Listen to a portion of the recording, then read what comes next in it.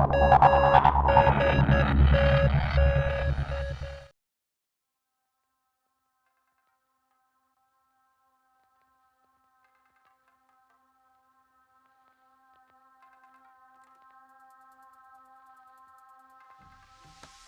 guys, I'm Si. Welcome back to Ace Podcast Nation. Here for another episode of my story with that Eat Sleep Media again. Thank you to them guys, as always, for the facilities, the equipment, and whatnot. The producers, of course, as well. Appreciate them massively. So do check out their work, their documentary on John Toshak, among other things, and Welsh football fans, of course, as well as the World Cup comes in. But on with it. Oh, again, a massive thank you to Violent Money as well, of course, for sponsoring the channel, the series. Check out violentmoney.co.uk. Use the code ACE20. Get yourself 20% off. They've got a range of training apparel if you're a fighter, plus their casual clothes, boxer shorts, t-shirts, all the usual stuff, hoodies, and of course they've got their collaboration with Weekend Defender. I was going to point to my t-shirt then, but I haven't got it on today. I've got a Weekend Defender t-shirt on, but yeah, you can get their collaboration with them guys as well. So please do check them out, support the channel, support the sponsors, as it were.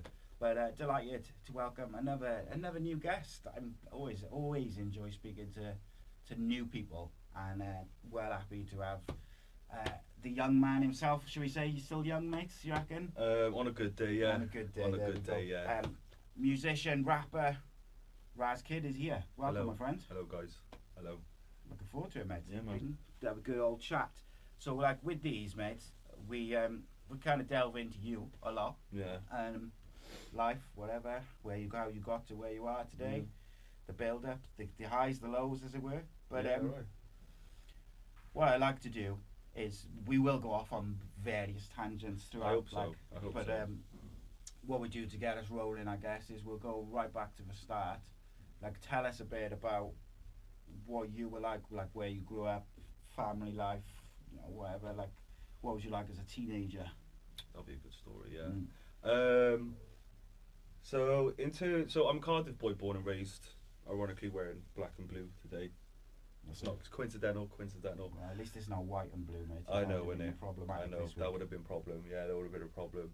But yeah, I'd say Cardiff boy, born and raised.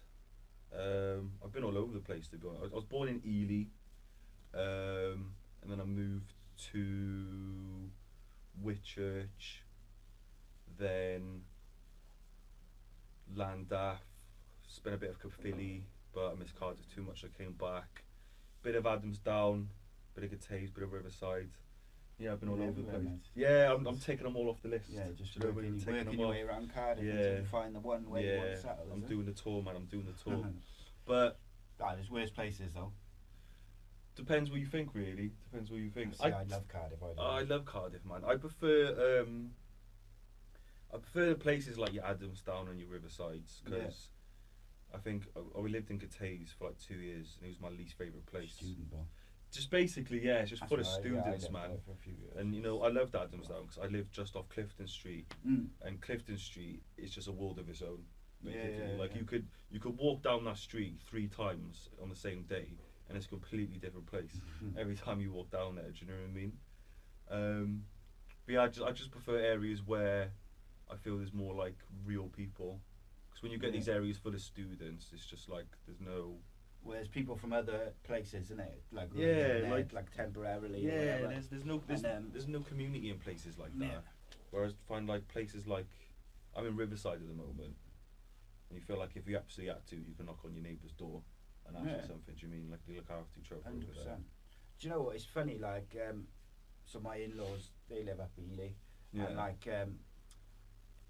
Ely, for instance, Park Cardiff, which has got like a historical sort of like reputation of it or whatever, of being rough or a high crime area or whatever you want to call it.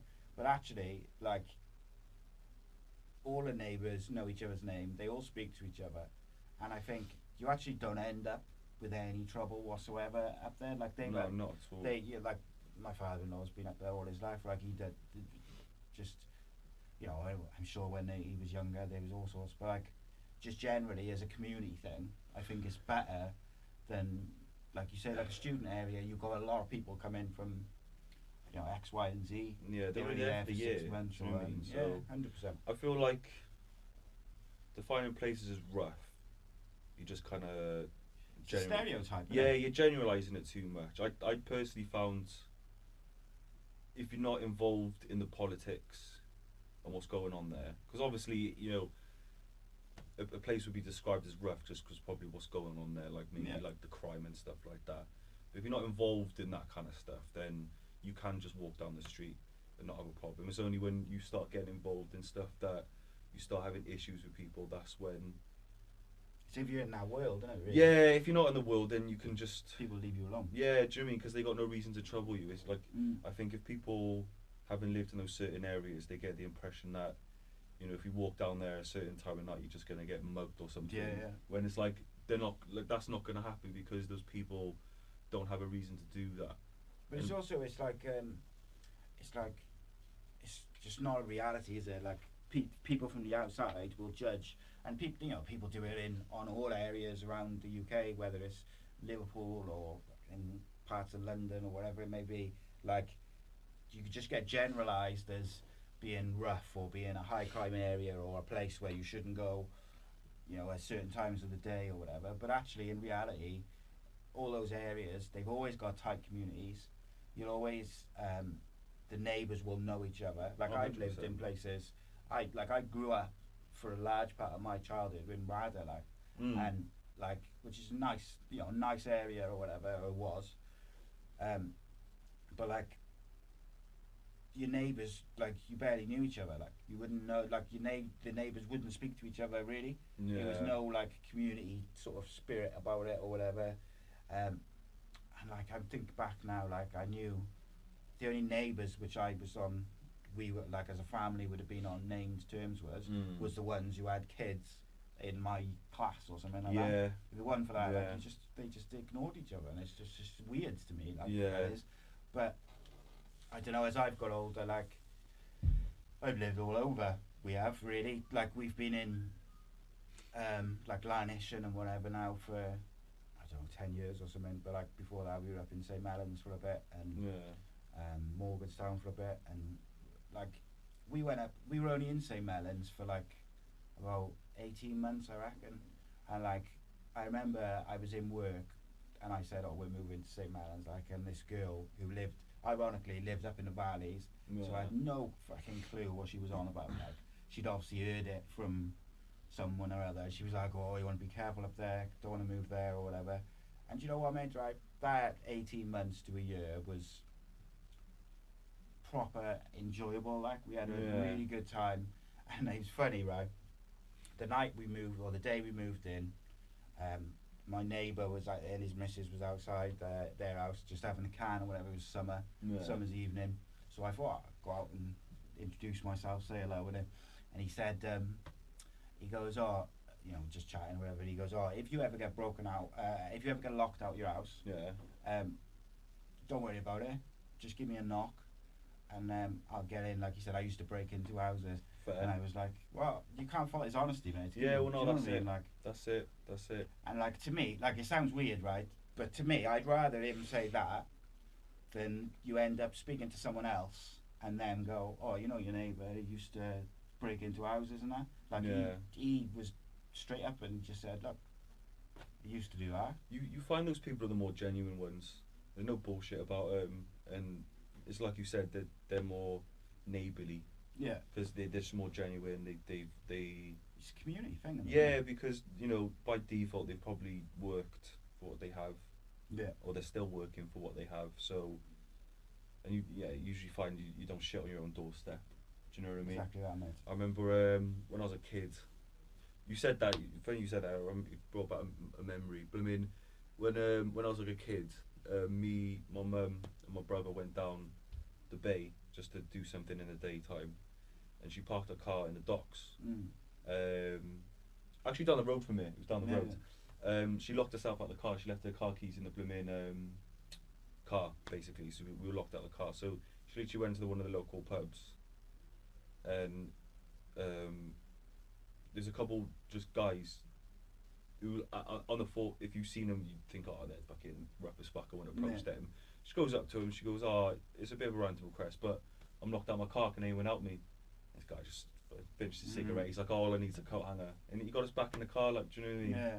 So that's what I mean. Like, if she did that same request, I don't know, somewhere in like, I don't know, like, I'm trying to think like what you consider a posh area, like you're a Biners or something, they'd be like, "Oh, get away from me, you crazy person." Yeah, they don't want to. They certainly wouldn't be like. They don't want to help, man. Yeah. They don't want to help, and that's why I like areas like these kind of places. Like everyone's willing to help each other. Do you know what I mean? Yeah. What were you like as a teenager? I was a little shit, man. Is it? Am I allowed to swear? Yeah, it's okay, good. Yeah, I was a fucking little shit, man. I can't lie, because basically I'm a twin, basically. Oh, is it? Yeah, so me and my brother, when we were like kids, we were like a team. Do you know what I mean? So kids naturally, they're not like they like misbehaving, but they're just like adventurous and curious. Yeah. So like mischievous. Yeah, mischievous, because like they haven't figured out what's right and what's wrong to a certain degree. So testing the boundaries. yeah, exactly. So me and my brother, because we were always like side by side, we would just do that together. But then as soon as we got into high school, basically our mum separated us. Okay. Basically, because she said, "I don't want you two to grow up to be those like little weird twins that are the you same see, person." yeah, do you know what I mean? dressed the same. Yeah, so she was like, "You two are gonna get in different classes. You can have your own identity, Your own make your own friends, friends, basically." Yeah. So he got in with like, I wouldn't say the good kids, but like the kids that wanted to sit down and like listen in class. Yeah. Whereas like as soon as I got into my class or form, as they would call it, I straight away got involved with like the naughty boys. Do you know what I mean? Yeah. And it was almost like, because I was so used to me and him being naughty and being the shithouse little twins, when he started behaving, I was like, "Oh well, and I got to pick up his fuckery to make up for it." Do you know what I mean? So I was yeah, man. But in terms of school, I never got expelled or anything. At the time, I was just defined as like a naughty kid that wouldn't behave or just wouldn't pay attention. But I think as I grew older and my mum seeing me mature as a man, she realised you weren't being naughty, they just couldn't. Because the thing is, anytime my mum came to like parents' evening, they'd always used to say the same thing. They would say, when he wants to behave, he's switched on and he's the first one putting his hand up to answer all the questions. But 80% of the time, he's just, fucking about all the time. So then as I grew older, came to realise the way they teach in a classroom couldn't keep my attention for a full hour. Yeah, it wasn't engaging enough. So when you've done like practical lessons like drama or PE or home economic cooking and stuff, like I'd excel in it. I'd love it because I can actually like get up and do stuff with my hands and feet. Do you know what I mean? But then when I gotta sit there for an hour and just listen to someone talking at me, trying to teach me something, it was basically in my head I was bored. You don't take anything in. Yeah, and the reason I used to act up is because I was bored, and in my head I thought, well, if I'm bored, everyone else is bored, so I'm gonna liven up this classroom a little bit and just start doing some funny shit. And I used to get kicked out, man. I didn't get kicked out of school. I always got kicked out of class, and I always used to be standing up. It got to the point where every week I'd have to go to the head teacher's office on a Monday. She'd give me this like form, like a fill-in sheet, and every lesson of every day the teacher had to tick it if I didn't get kicked out, and they had to exit if I got kicked out. And then my mum would literally have to come to school once a week to like just fucking just get an update on everything. Yeah, I used to have one of them like report cards almost. Yeah, man. Like, I think. But the thing is, mate, like how long ago was that then? How old are you? I'm 28 now. Yeah, so like say 15 years ago, or give or take, or whatever, no? Yeah. Sort of 14, 15 or whatever. Like then, like schools have changed a bit now. No, they have. Like I look at the way my kids like changed. My oldest boy's got ADHD, and like he went in year 7 into high school with ADHD and was like, "Whoa, this is wild!" Like he was just getting into fights, and because it was too much for him. Yeah. Too much going on, like, and he just couldn't get his head around it. And then he done his by the time he did his GCSEs, he got like A stars and whatever. He done really well. Yeah. But it's because he had the support there, and they realise, I think now, that not all kids are able to just sit there and listen to someone else talking for an hour, and some kids need to learn in a different way. Some people need to learn in a different way. No, they do. And like when I talk to like football managers and coaches a lot, like we talk about like if you got a squad of 20 players or you got a class of 30 kids or whatever, like the chances that all those people will all take in information the same way is slim to none. Then you add in It's all the impossible, individual like personalities and 100%. things going on outside of school, like parents breaking up or whatever. Like there's all life in it. Like kids need guidance and help, and you've got to have structure in school. I get that, but like they also need like support and a bit of difference in the way they're learning. And like when I was younger, it's like basically in a similar thing to you. Like I used to just fuck about all the time, and then because they would just kick me out of the class, for me it progressed to like, I'm just not going to bother going to this lesson because I know I'm going to get kicked out of it. So I'll just bunk off and I'll go down the woods and smoke and whatever, just because it was time. like I felt like it was just wasting everybody's time. But, so how did you feel about being split from your twin then? Because that must have been like a weird thing to have been together for X amount of time constantly, and then suddenly it's like different classes. We just naturally got used to it. At first we would meet up every lunch break. So it was actually kind of a good thing then, because it accidentally made quite a wide group of friends, because obviously I made my friends, he made his friends, and then it just so happened that some of the people in his class were people I got a lot, because obviously kids come from the same primary school into high school, like a certain amount of them all anyway. mix up, don't they? Yeah, so like people you didn't really speak to in primary school, you start really fucking with in high school, do you mean, and vice versa.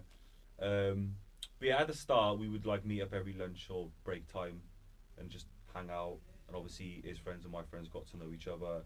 But then it got to a point that after a certain while, like, because I don't know what his friends wanted to do, I think they just wanted to sit around and talk at lunch break, but I was with the boys that if they weren't fucking about, they just wanted to play football, basically. So obviously, be doing stuff like so like I think back then, I don't know what it's like in schools nowadays, but back when I was in school, you'd have like a couple like 15-minute breaks in between class, then you'd have like the big hour-long lunch, innit? So obviously like 15-minute breaks, you'd have a quick little kickabout, but then like hours, like a good proper game, like, do you know what I mean? Proper kickabout, like. So yeah, man. Yeah, I mean, admittedly, I wasn't really into football like that growing up. I'm a bit more into it now as an adult. But yeah, I just did because that's what my friends were doing. That's just what I did. Just really. kind of did it as well. Yeah, I ended up being quite a mean defender, to be honest with you. Yeah, we did a couple 5-a-sides, nothing too major, but just like, because like I went to Whitchurch High School, and like halfway through there, they built a 5-a-side.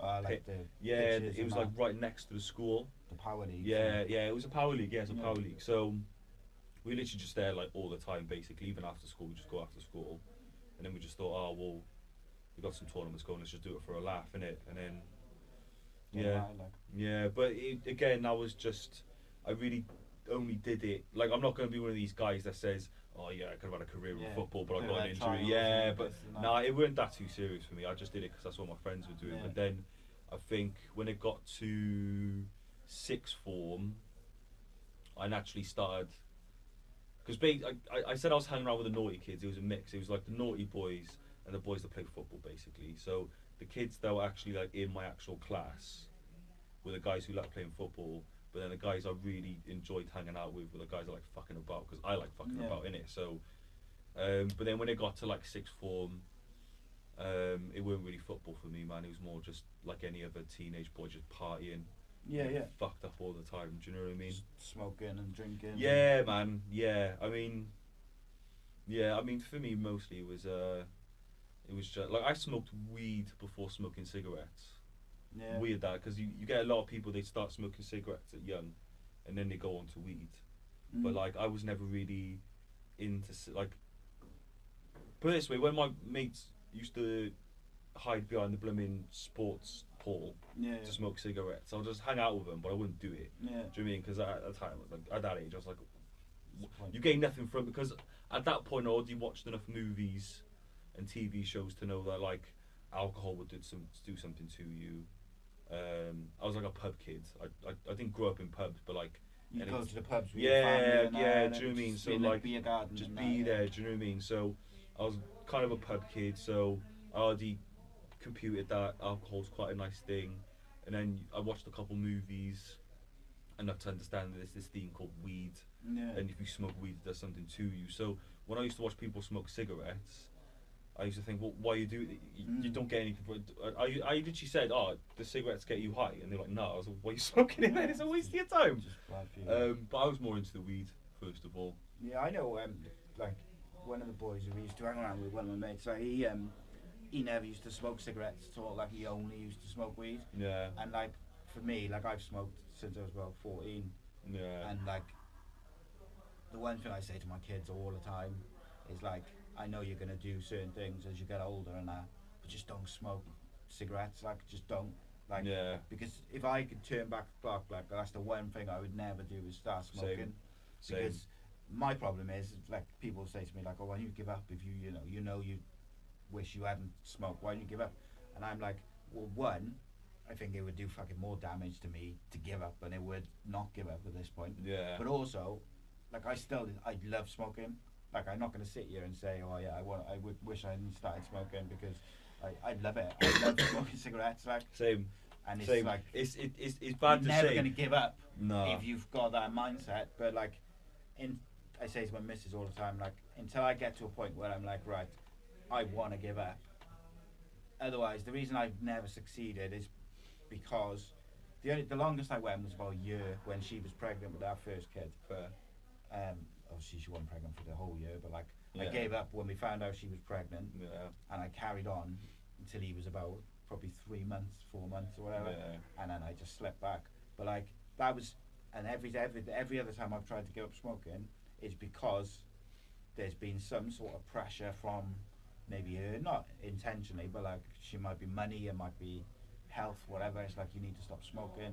My doctors tell me all the time that I shouldn't smoke, but like until I say I'm going to give up smoking, it's just no point, because it won't work.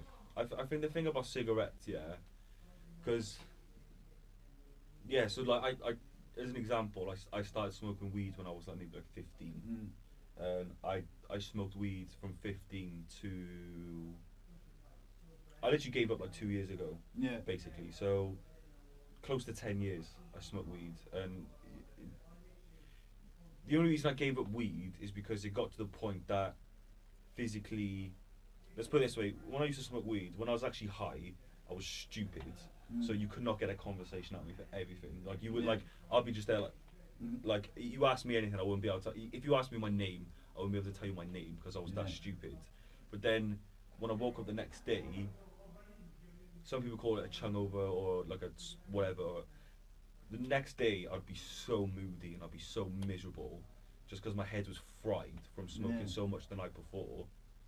And it got to the point that like it was affecting me in work, because like at the time I used to work in JD, and I think anyone who I worked with shout out everyone who I worked with in JD, sorry.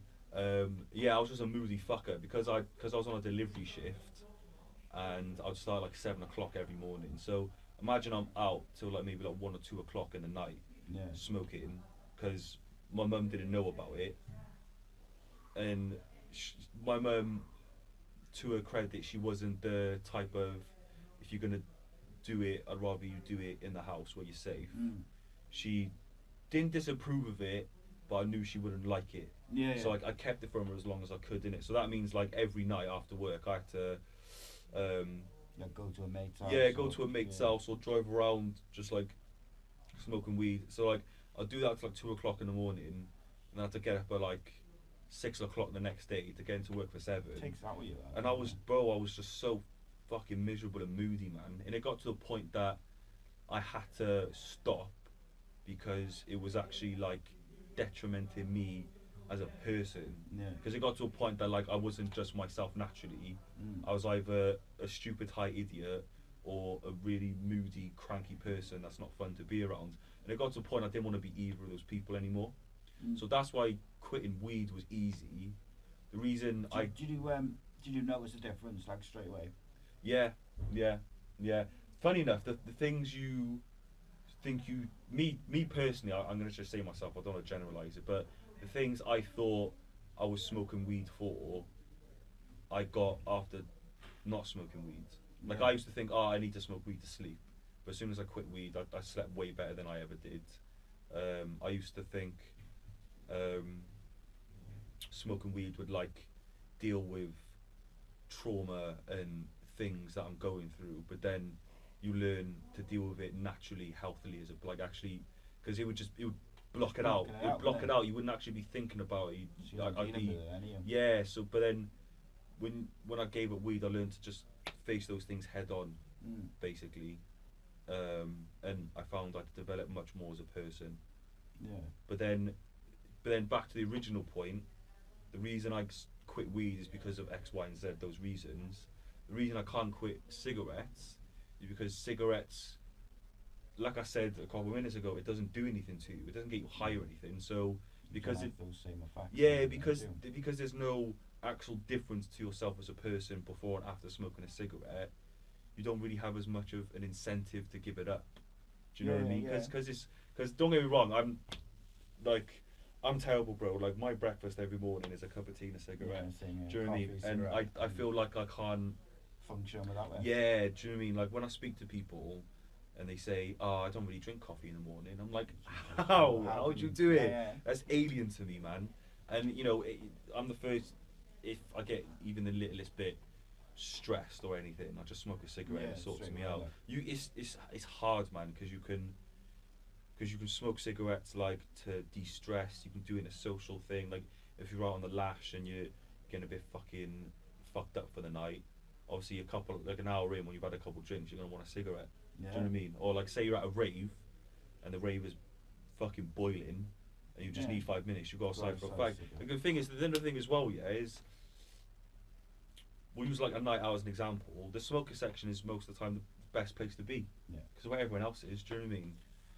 Well, especially if you go to like if you go drinking like in town, for instance. Yeah. So you're not like necessarily like going out clubbing, or you're going to like a rave, or you're going to see someone play music or whatever. Particularly, the music's so loud that if you're sat at the table, you can't speak to the people you're with anyway, because they can't fucking hear you. Exactly. So then you go out for a cigarette because it's hot, or you could whatever, and then the music's still there, but it's like just the kind of background noise, isn't it? And then all the people who are out there, you just end up speaking to them, and you'll have a much better time than sat around the table. But the music's, and don't get me wrong, like you want music and stuff, but I'm just on about like if you're in a group of people sat at a table on the social side of things, and you want to just have a chat before you go and see someone play music, or before you go and have a dance or whatever. Like you want to have a chat, don't you? And you want to have a laugh, and you can't because you can't hear each other.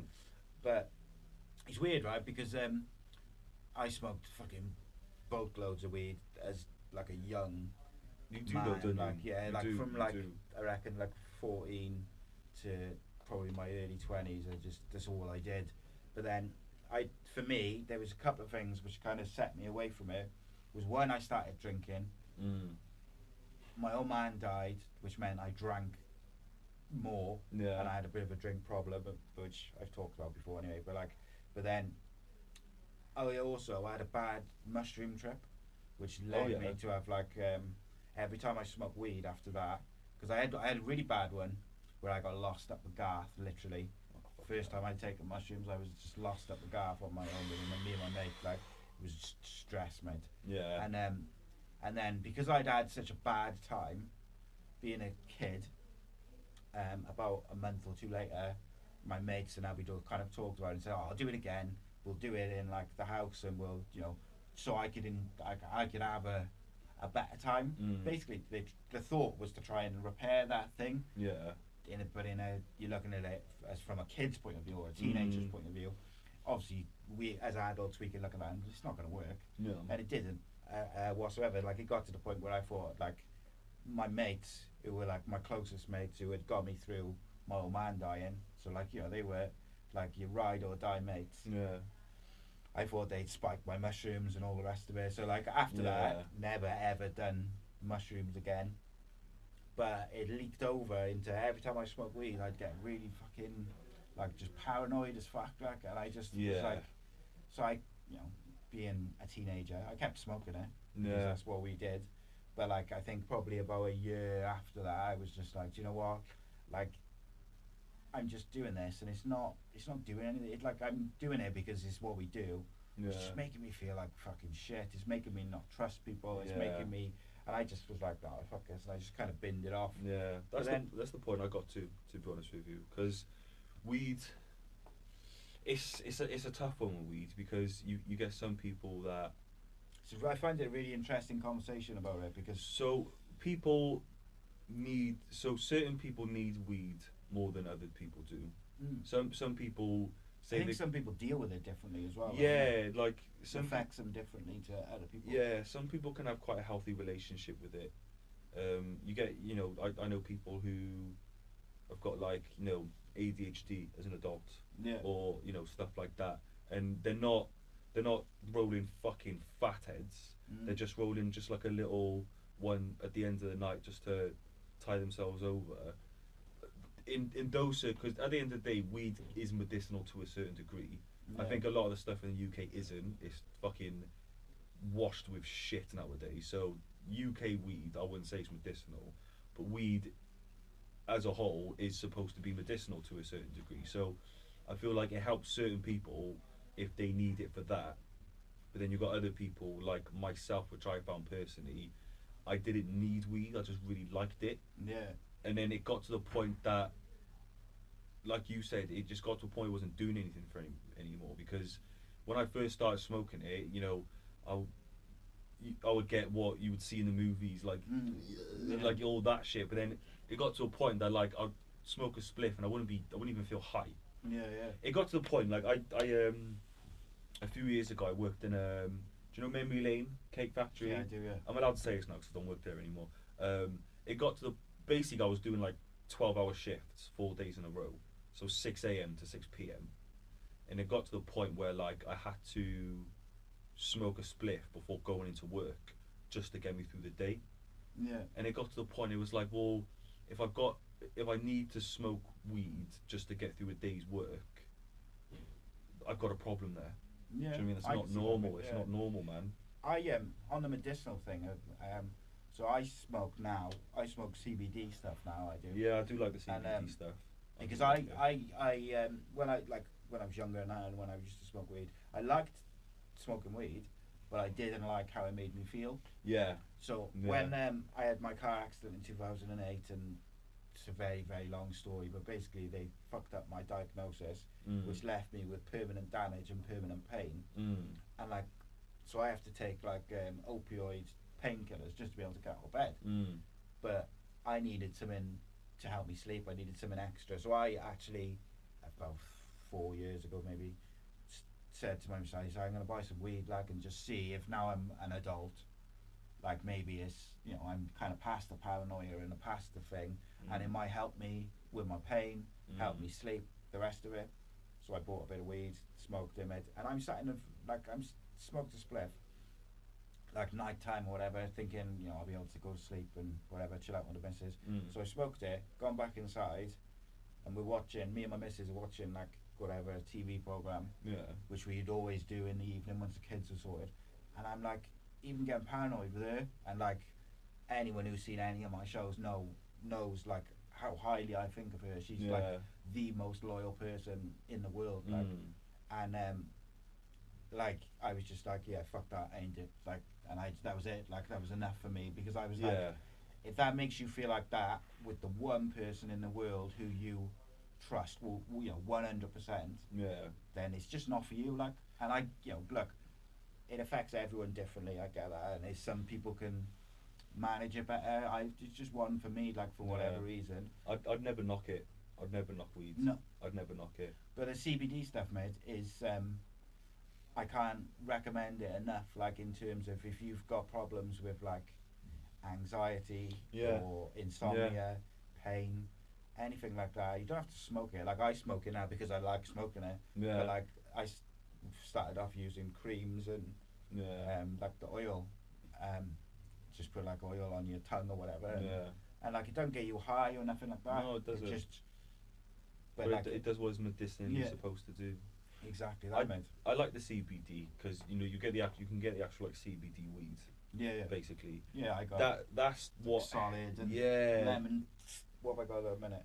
AK-47. You still get it's still flavors. Yeah, it's it's just all not. It don't get you different high. I found that helped me quit more because it's similar to what you just still have said. the habit. Yeah. with So the- my without favorite the part, thing with it. my favorite part of when I was a stoner, was actually like Building making it. the spliff Yeah. and rolling it, and then the actual smoking it was fun.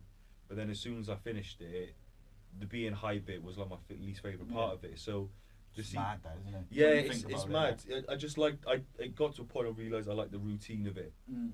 Do you mean like especially if you had a long day in work, you know you can look forward to just getting home, just fucking setting it up, rolling it and lighting it. But I like the CBD because you could still have that, Yeah. and then it almost took away my least favourite part of smoking weed, but then kept my favourite bits. Do you know what I mean? Yeah. And obviously it's a placebo at the end of the day because like I don't know, it might just been the CBD I was getting at the time. I haven't touched it in ages to be honest with you because I just weaned off it. Mm. But at the time when I was smoking it, I was like, is he sure there's not fucking THC in Yeah, this? yeah. Because I'm feeling fucking mashed up. Like, Psychological. yeah, you like at the time when you're smoking it, you think you're getting fucked up. But as soon as you finish, you're like, oh no, actually no, I'm alright. Yeah. I'm alright. Well, it's that feeling it when you sit and like the smoke a spliff, and you just smoking it, you're enjoying it, relaxed, and then you get up and you're like, alright, okay, fucking, I'm keen as fuck now. Yeah, like, man. But you don't get that obviously. But like I say, like for me, it helps me sleep. Like so, Yeah. that's important for me because I was having such problems sleeping. Yeah. Like I went through a period I think where over like 2 weeks I'd had like 5 hours, 6 hours sleep like at the most throughout the whole sort of 10 days or so. Yeah. And I was just like, if I keep doing this, I'm just gonna fucking, because you get every day if you I don't know if you've ever had like proper insomnia, but every day you go by on like an hour's sleep or whatever, Yeah. it just you get more anxious, you're shaking and that, and you become like your body becomes it's like it ages like super quickly. You become Yeah. frail like, 100%, and you can't 100%. think straight, and it's I fucking hate it. It's mad what lack of sleep can really do to the Mm. body. Very, very physical as well as mental. Because obviously, if you're not getting enough sleep, fries your brain. yeah, it's fried. Do you know what I mean? But like physically, lack of sleep can damage your body so much. It happens quick. I was surprised how, like like you hear like stories, don't you, and urban myths about. I seen them on YouTube before, like the sleep experiments and people who haven't slept for like, oh, this person didn't sleep for a week and then they just died or whatever. Yeah. You know, or just shit like what you hear over I years. can't remember. There was I can't remember what country it was, but there was a country that used it as a form of torture. So a sleep deprivation. Yeah, so like used to do it all they the would time, wait didn't they? until like you're literally just about to sleep and then they wake you up Yeah, again. or And like they'd play literally, really loud music. yeah, and they'll like. just keep waiting until you're about to doze off, and they'd have you up for days, man.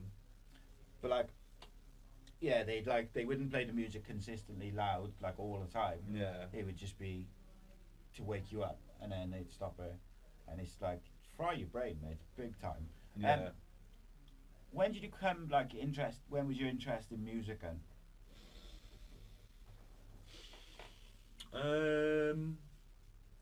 In terms of actually enjoying, like everyone, I grew up listening because I think it's funny. I think every artist or rapper or someone who does music, when this question comes up, they say the same thing. Oh, well, my parents were just playing music, and then so basically, my mum always played a lot of like Duran Duran, Roxy music. Classics. So like that's the music I grew up on, basically. And then basically growing up, I was more of an actor than a musician. Yeah. I Into thought drama and all yeah, that. I thought acting was gonna be my thing, basically. But I think Would you still do it now if someone offered you the opportunity? oh yeah, to do it? 100%. I don't get me wrong. I done a couple like stage shows Yeah. And I was in college for it at one point, and I was like, I wasn't on an agency, but like I was on this I was doing college, and then on the weekend I was doing like a weekend course ran by an acting agency, Yeah, and the idea was like eventually they would get me on the books to find me work. Yeah. But at that same time, I also discovered like rap music and grime especially. Grime is what really made me want to start doing music.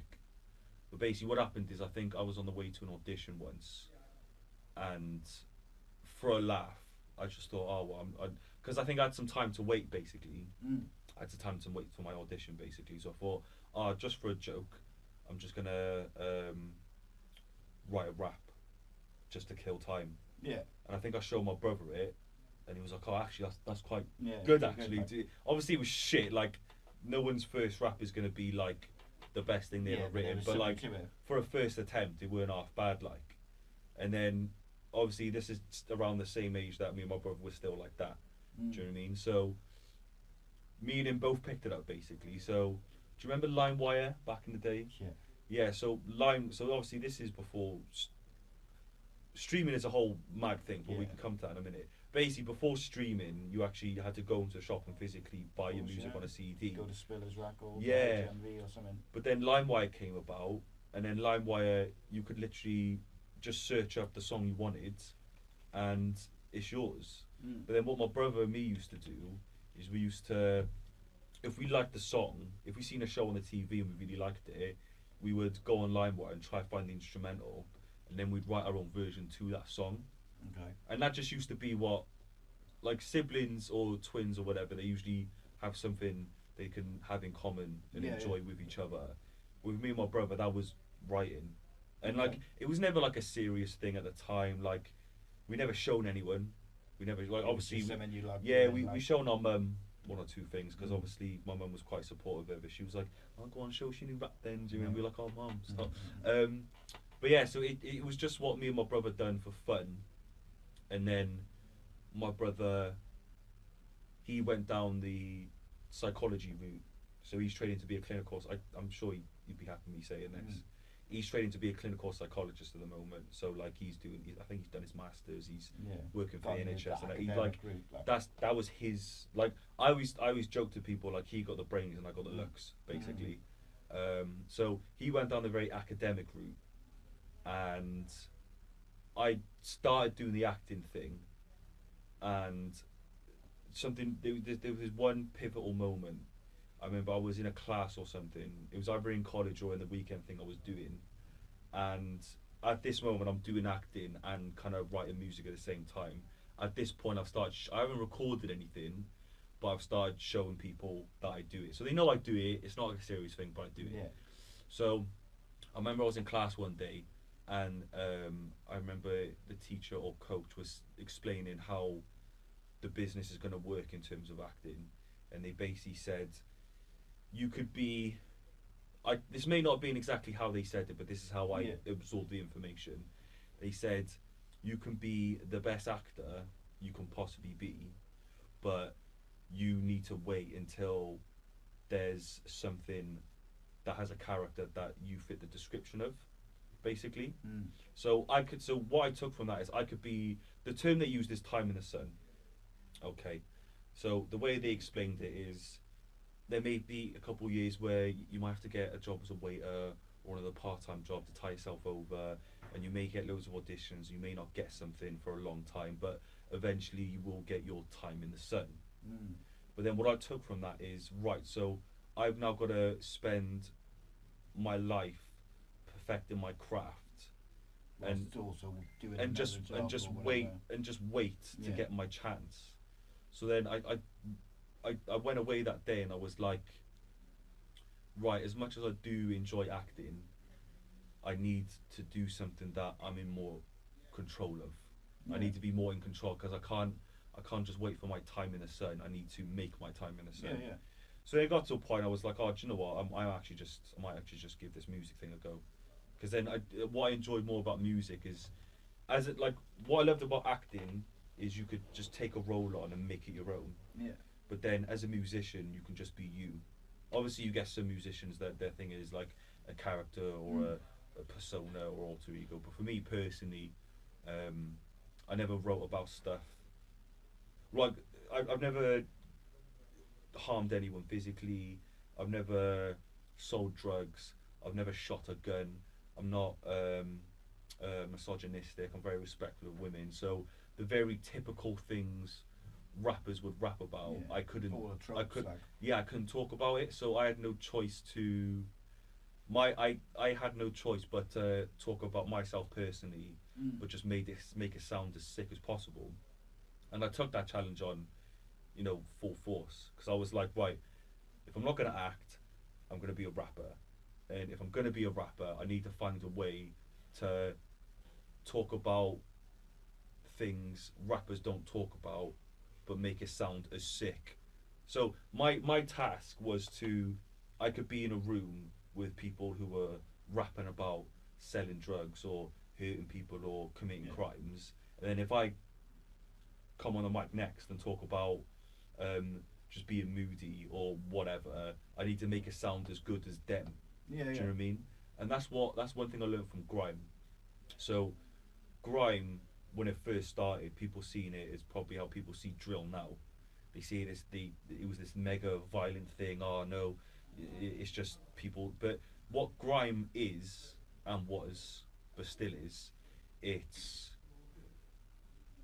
people venting aggression or frustration. It's frustration because this is the reason I love grime so much, and I do love rap, and I love rap. I love rap as much as the next guy. But the reason I prefer grime is because a big culture of grime is getting on a mic, either in front of like other rappers or MCs, or in front of a crowd, and you've got to like vent your passion, frustration, or aggression so much that you get a reload.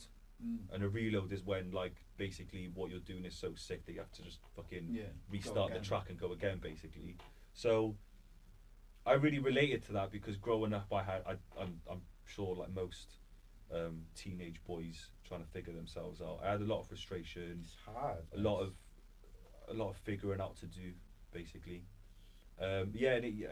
So I just thought this is going to be the only thing I could really make a career out of, while at the same time having fun doing it and enjoy myself doing it.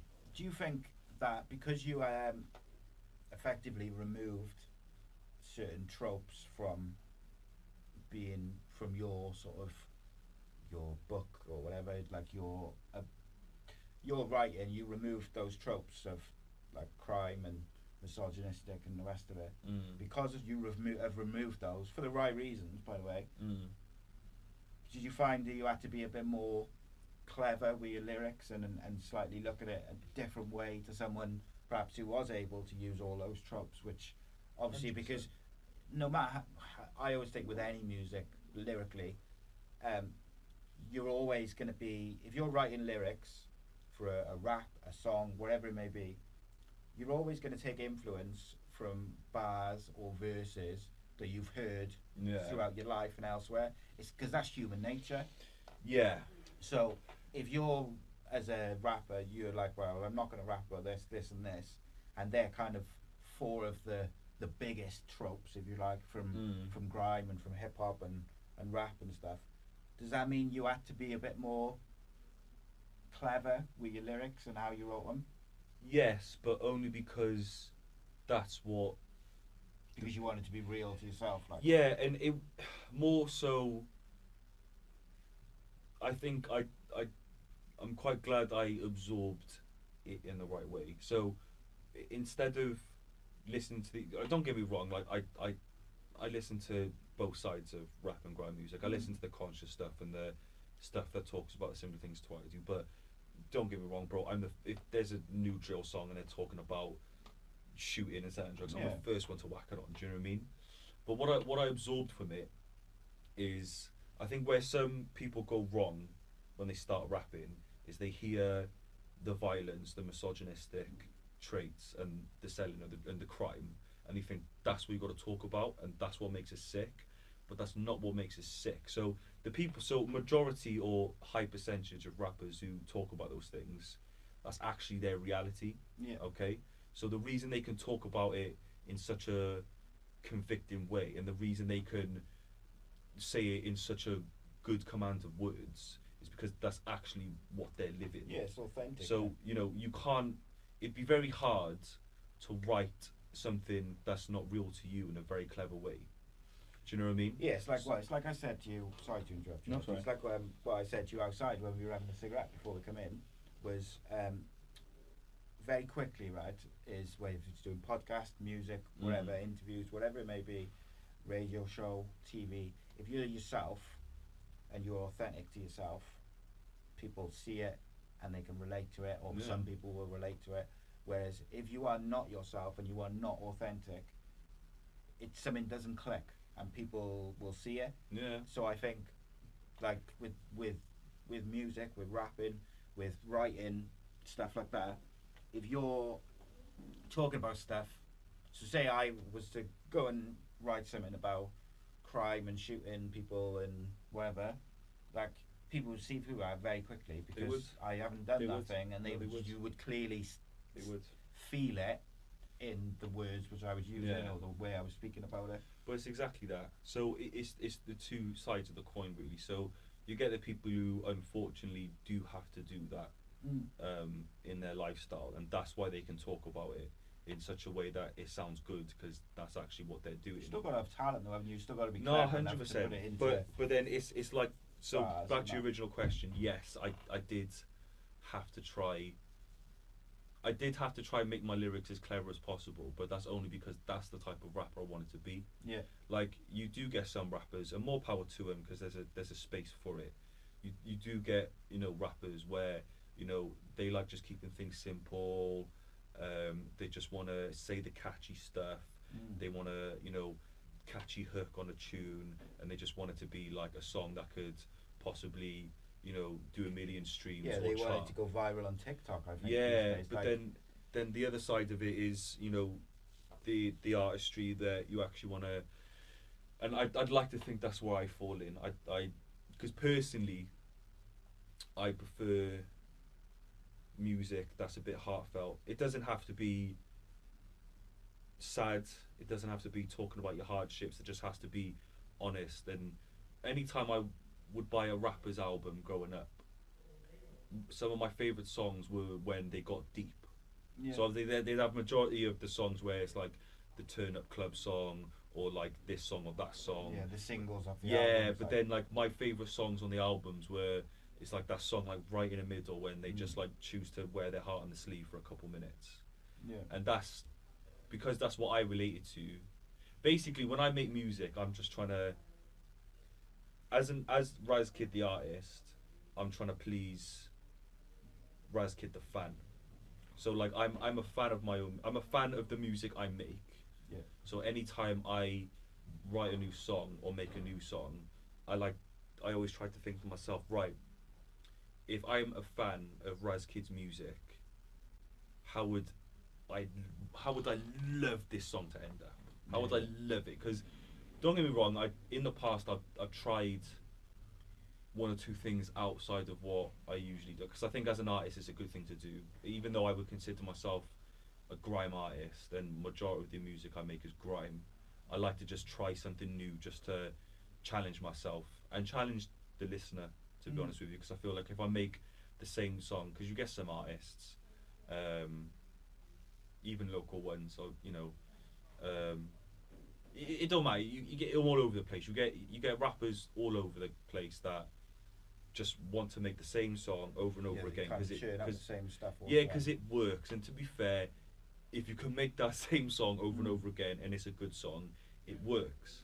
But I like to challenge myself sometimes. So I like to think to myself, right, if I'm just gonna do what I always do, or if I'm gonna do something I haven't done before, what would a Razkid fan love for me to do? Yeah. Because I don't want to put something out. Like, don't get me wrong. Like, the beauty of music is, I could release a song. I think, right, this is going to be the next smash hit, and it could do alright. And then I could then release a song that I like, and I think, oh, I'm just gonna put it out just because I need to put it out, and that'll be the song that connects the most. Do you know what I mean? Yeah. So I'm always trying to. I'm always just trying to be exciting. I don't want to be the artist that, as soon as I announce I'm releasing a new song, someone, oh, well, I know what that's going to be like. I want to be the art, and it's the long road, because it'd be easy for me to. So a couple of years ago, I released a song called Life is Strange, and arguably it's my most successful song because it got the most streams and the most views and the most radio play, whatever. If I really wanted to, if I wanted to, I could have just made that song over again 20 times, and then I'd probably be further in my career right now. But I'd rather the long road, and I'd rather be the person that, when I say I'm going to release a song, the fan is thinking, what is he going to do this time? Do you know what I mean? Right? I'd much prefer that, because as a listener, I would rather my favourite artist do that. Do you know what I mean? Yeah, I do. Yeah, I think someone said to me when I first started doing podcasting, I'd done a few, and I was struggling a little bit, and they said, "Would you watch the podcast you done last week? Would you watch it?" And I was like, "Yeah, it was really interesting and it was good, but like, I just started, so I was finding it hard to get it out there to people to see." Like, I was like, "Yeah, I would," because it was interesting, but then the one I had done the week before, I had said, "Actually, I probably wouldn't watch that. It was a bit like dull, or it was a bit shit, whatever." And he said, "Well, what's the point in that? Like, if you, whether you're making music or you're doing podcasts or a radio show or whatever, like, first and foremost, you've got to do something that you would find interesting or captivating or whatever. Like, if you wouldn't be able to even perk your own interest, you're going to find it very difficult to create something that other people are interested in." Yeah. And that helped me in terms of just believing a bit in myself and thinking, right, okay, I'll just have interesting conversations with interesting people. And I wanted to shine a light on, like, Welsh talent particularly. I wanted to speak to fighters and footballers and rappers and all this talent, which is, because Wales is just like such a small country, but the talent pool is vast, mate. It's crazy. Like, the amount of it's a small pond for big fish, man. Mate, the amount of rappers, just rappers, like, and grime artists in Wales, which are not just like, decent, but are like exceptional. But like, because they're in Wales, it's almost like, because it's such a small place and there's so many of them, they don't get the recognition that if you spread them out over England and like Birmingham and Manchester and London and Liverpool, 100%. They'd all get loads more attention. Yeah. It's this weird thing, but it's almost like, because they're all in this small area, it's like they don't get the recognition I think that they deserve. I think that's a good thing and a bad thing. It's a good thing and a bad thing. I think it's bad because Wales, as a country, gets overlooked quite a lot. Like, Doesn't do itself any favours, though, mate. Wales doesn't. No. Just sorry, I'll let you carry on now.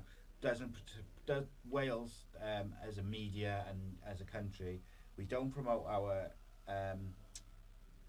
fighters. There's some unbelievable MMA and boxers in this country, and they get no promotion whatsoever. Yeah. Rappers, we don't. When was the last time you heard a Welsh rapper on a radio or something? Yeah. Unless it's a specified show, and one of the rappers maybe knows the host, and he's able to get his new single on there. You're like, you are right. When do you ever get someone shine a light on it? And like, it's just one of the reasons why I try and get people like yourself, and I've had Merkage on and Jay Speaks and Comedy and people like this, because I like that your shit, so I'm like, right, I want to speak to these guys. And if that means that one person gets to, like, who didn't know about him before knows about him now, then I'm happy. Like, and it's one thing I think Wales does a massive disservice to the people of the country, is they don't shine a light on the talented people that there are enough. I completely agree with you. I think the problem with Wales is the talent is there. The talent, there's no denying the talent is there. Like, any field, whether it be music or podcasting or art or fashion, anything that's the slightly bit creative, Wales 100% has a deep pool of talent in that field. But I think the problem is, which is back to what you said, I think the people in Wales that have the influence and the control over those sort of things, they're a bit old-fashioned, to be honest with you. So something I found is, don't get me wrong, like Welsh rap and grime, the space we're in now in the last 2 to 3 years is the healthiest it's ever been. But something that was going on for a long time is, you know, BBC Radio Wales didn't want to know, all the funding organisations didn't want to know, the venues didn't want to know, any aspect in Wales that could have helped propel a musician's career. They just didn't give a fuck about rap, bro. They didn't give a fuck about grime. If you didn't have a fucking swish flick fringe and a guitar, do you mean they didn't want to know, bro? But that's because and I do want to say it's old fashioned because it is old fashioned. I mean, yeah, they just don't get it. Yeah, I mean, and now Alicia Scott, she's now got a show on BBC Radio Wales, so that's progress. But she's an Adam Walton. Fair play to Adam Walton. He does he plays some songs. I'll give him credit for that. But you know, when they book festivals, you know, like, you know, Soon Festival or Hub Festival or like just a local Cardiff or Welsh festival, you'll see rappers there. You go Focus Wales and Wrexham, you'll see rappers there. In the last couple years, it has improved, but there's no denying that before the last 2 to 3 years, they didn't give a fuck. And they didn't want to know. And I think it's slowly something that's getting better, but I think it's only going to get better if more people from our world who really get it, get a seat at the table. Because we can work as hard as we want to do to get noticed, but then if you haven't got people in the board meeting that are actually like repping it, then it's only going to go so far. Do you know what I mean? Because what's going to happen is we're all just going to go over to England and just start from scratch in England and then get noticed in England and make a name for ourselves there, and then they're going to be like, oh yeah, Welsh talent, we always believed in you. No, you fucking did it, man. But again, I'm not going to go, I'm just saying how it's been for the last... It's been better. Recently, but like you're right, and I also think Wrexham has been ahead of the curve a little bit. He's supporting hip hop, like Larynx and that. Yeah, shout out Larynx Entertainment every single fucking time, man. Every single fucking time. Shout out Larynx Entertainment, man. They shining a light on Welsh talent. Yeah, is what it's about. What Larynx is doing is very important, because I think one of the main reasons grime got big in London is because you had Grime Daily. Which is now GRM Daily, but back in the day it was Grime Daily. And what Grime Daily necessarily was a hub that you could go on there every day and you could see what new music is released. And that's why Larynx Entertainment is so crucial. And they got a good following anyway, but I think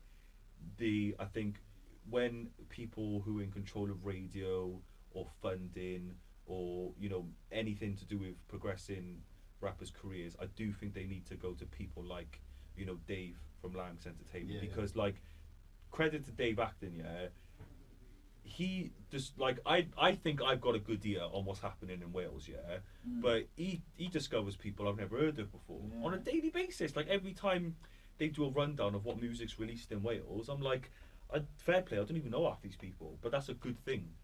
That's a good thing, man. But I think one of the things that's helped a lot is the quality has improved in Welsh rap over the years, because there's more studios around now. We're taking it more seriously now, because I think I've been doing this now maybe 5 years, maybe 5+ years. When I first started, all you had to do to be a rapper was put a song on SoundCloud and do a post on Facebook and tag like 100 of your friends in the post, and they all share it, and that's how you become a rapper.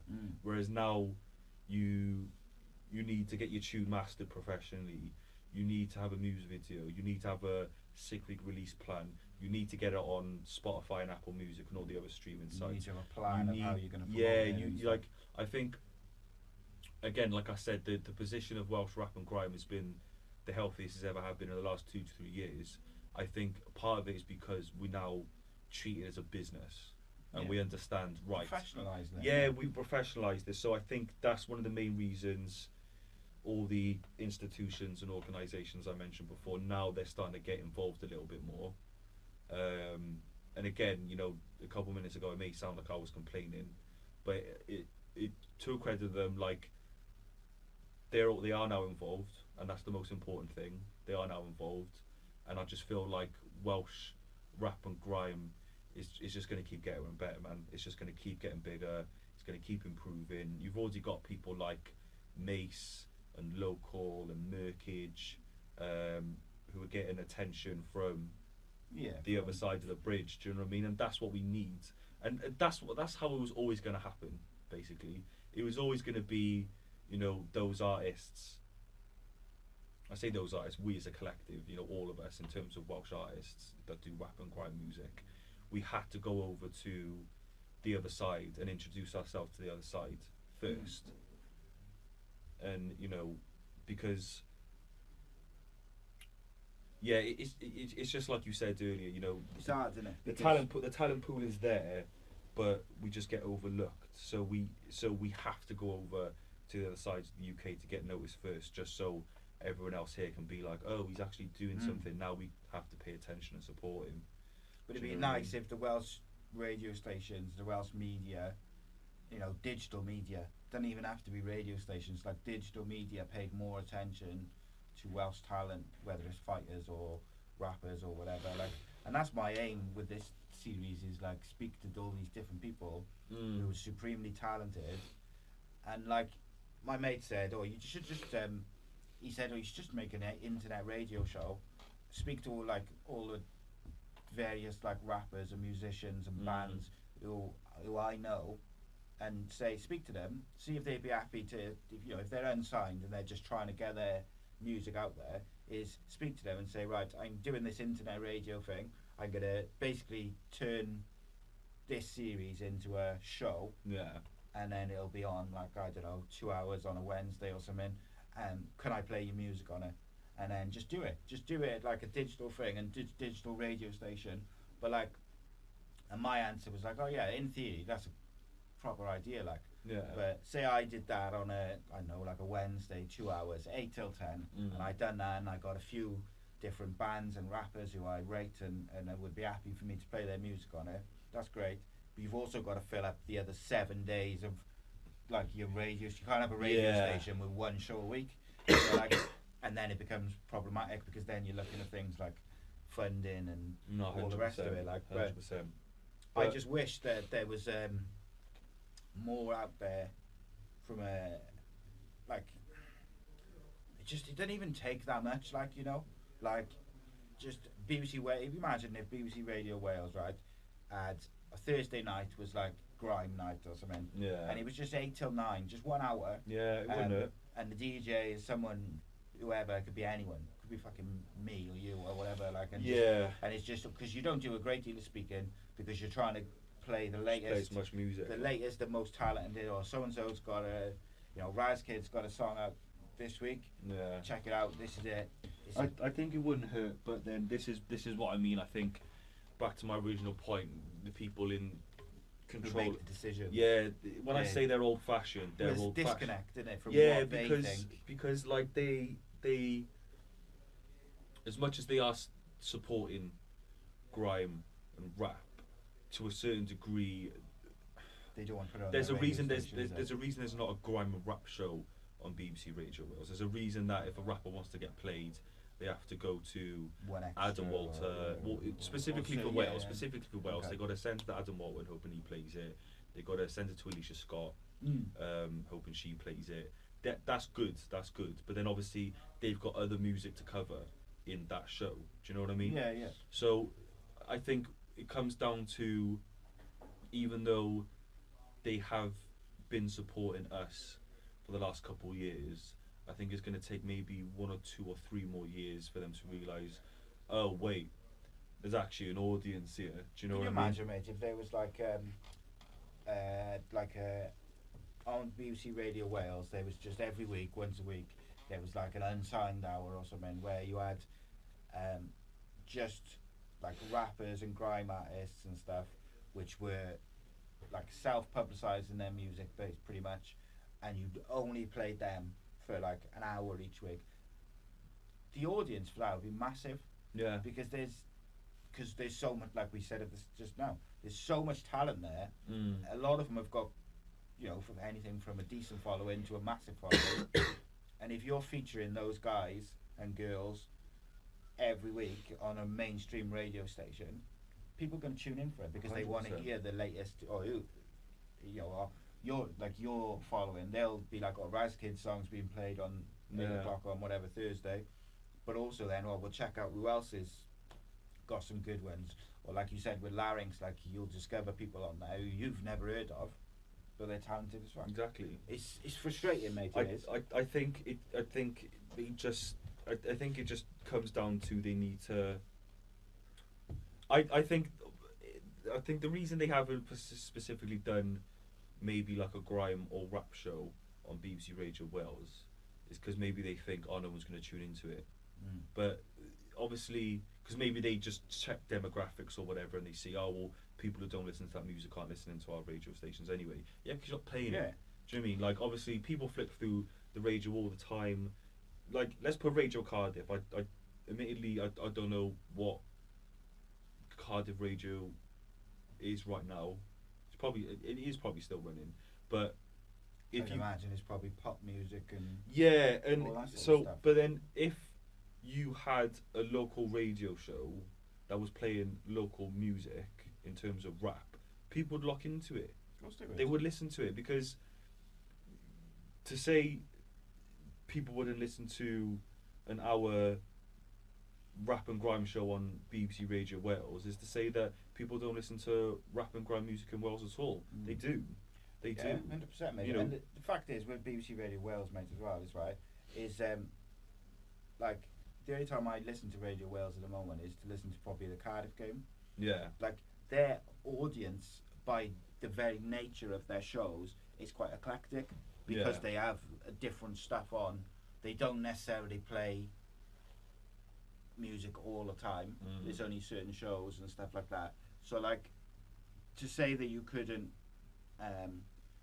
change the disconnect between the people making the decisions and then the shows that are being put on, I think it's possible if you had the right people, and maybe like Alicia Scott and Adam Walton are the people to maybe bridge that gap and be able to bring other people in. Like, don't get me wrong, like Alicia Scott that's a big move.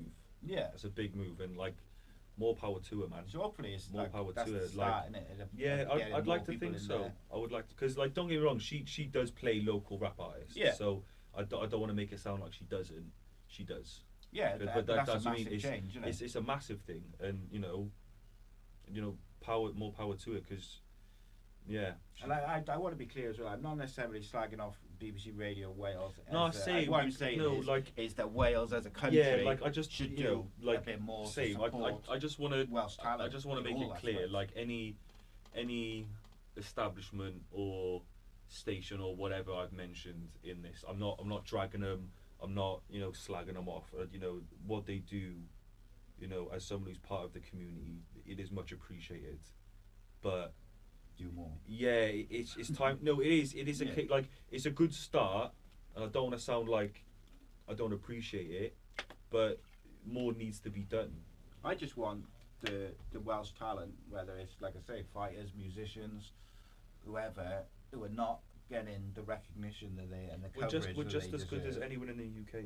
We're just as good as any place in the UK, and it's weird because anyone who is outside of Wales, when they actually discover it, they're like, "Oh, it's not too bad. This, yeah, of course, it's not too. It's fucking sick." Mate. Do you know what I mean? What's just as we kind of wrap up on that, no pun intended. What's your favourite tune you've made? It's a really good question, actually. What's my favourite tune I've made?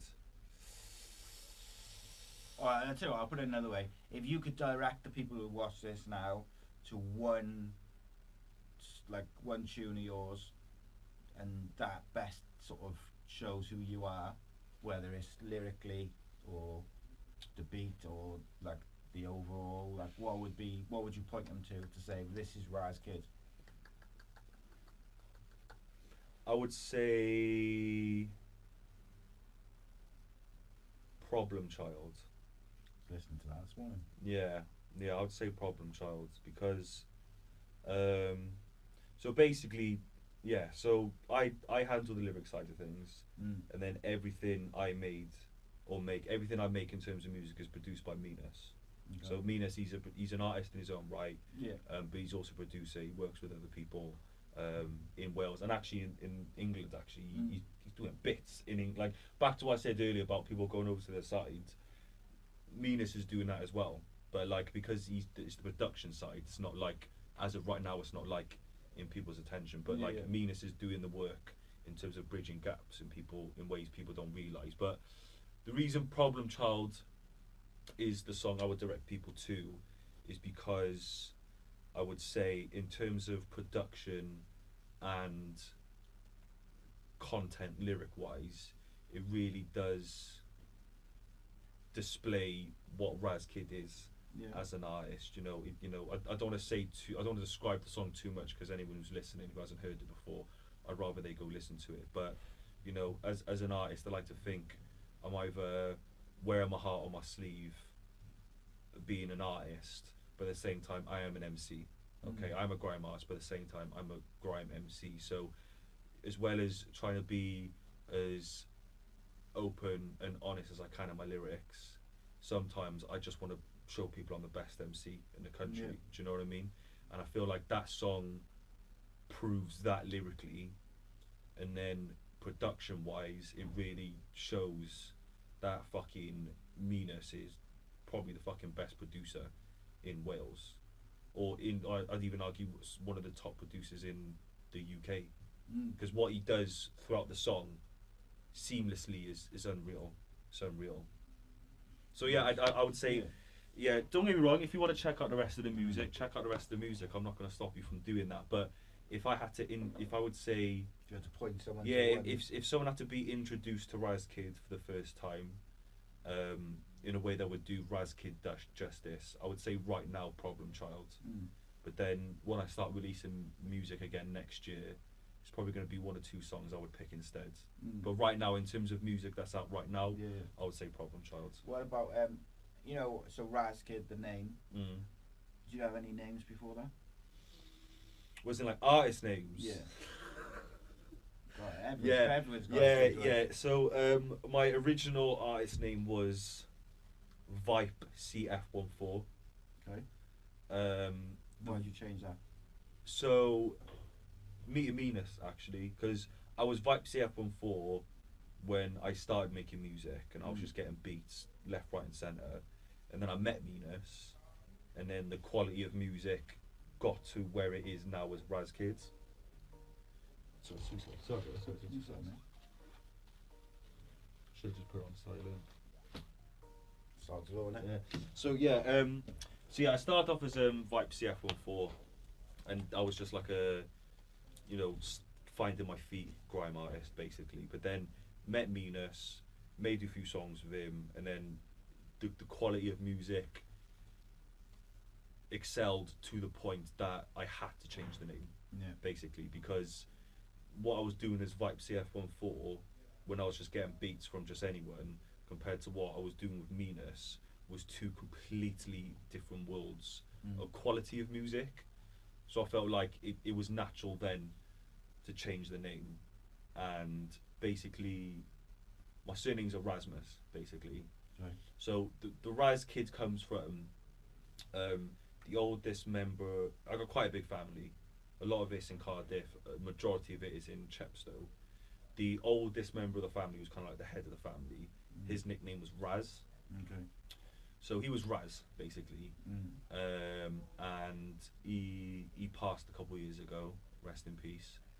And I wanted to carry that name on, but there's only one Raz, basically. So the Razkid was kind of just like a homage to carrying my family name in the way that my family know it as. Yeah. But then in my own little way.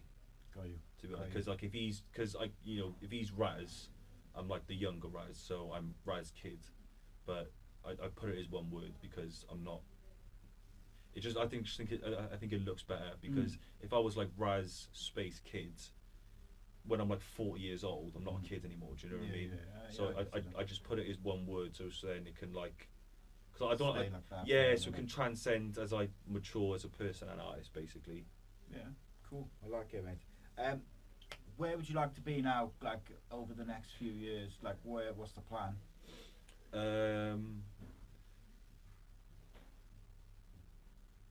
Just constantly evolve. I'm weird as an artist. I know there's a lot of artists that when they think about where they're gonna be in a couple of years, they think you know a certain level of success or fame or money or whatever. Like I really just concentrate on my quality as an artist and the music I produce, because I think all that comes with it anyway. I think as long as you put out good music and you consistently evolve and get better as an artist, the you know the fans, the money, the fame, the success that comes with it naturally. So I firmly believe if you chase something, it runs away from you. So I don't want to chase fame. I don't want to chase success, because the more I try to get it, the less likely I'm going to get it. That's what I personally think anyway. In 5 years' time, obviously I want to be more successful than I am right now, and I want to be living off it much more comfortably than I am right now. But in terms of in a couple of years' time, I just want to be able to comfortably say that I am a much better artist than I am right now, because that's all I'm really trying to do. Evolve, like. Yeah, I'm just trying to make sure when I write something new, it's better than the last thing I wrote, and then just keep going like that, basically. So yeah, I don't like spoilers, so I don't like to predict what I'm going to be in 5 years. It will all come naturally, and whatever is meant for me is meant for me, but I will influence it as much as I can. But in terms of a couple of years, I just want to be known as the artist that makes really fucking good music and is really unpredictable. I really want people to just be excited, because I'm not really like a Like, what the fuck's he gonna do next? yeah, like I do social media, but I'm not this guy that's on it like every single day. Do you know what I mean? Hate it. I do. You've got to use it, haven't you? Yeah, you do. I think I'm at that age where I've only just missed the age group that I've really grasped and understood it. So I just want to all I want to do is I want to be that artist that when I go like radio silent for like 6 months, when I come back and say, all right, I'm ready to release new music, the whole world stops. Yeah. That's all I want. That's all I want. You know, like I said, everything else will come with it. But I just want to be the most exciting artist. That's it. Like it, mate. Final question then. If there was one artist in Wales that you could work with, who you haven't already, who would it be? If there was one artist in Wales I could work with that I haven't already. It's a big talent pool to pick from, isn't it? It is, and in terms of rappers, I'm friends with most of the ones I want to work with. So I would say, just trying to think. I really think me and Mace would make a very good song. So I'd like to work with Mace, but that will come when it comes. And Marino. Do you know Marino from Swansea? Don't know. Oh, bro, Marino is. Oh, I think I do think I've seen T-Rev talk about him. Yeah, Marino. I like you some T-Rev, mate. Yeah, I do like T-Rev is in it. Shout out T-Rev as well. He's in his own lane. No, mate, I love him. I love him as a person as well. Admittedly, I haven't seen T-Rev for a couple of years, but he's a guy I hold very close to my heart.